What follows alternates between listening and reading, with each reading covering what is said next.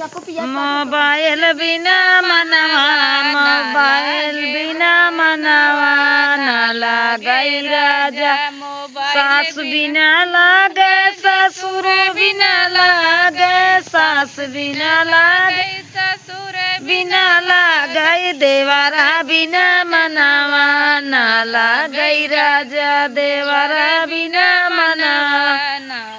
गई राजा मोबाइल बिना मनवा ना लागई राजा मोबाइल बिना मनवा ना लागई राजा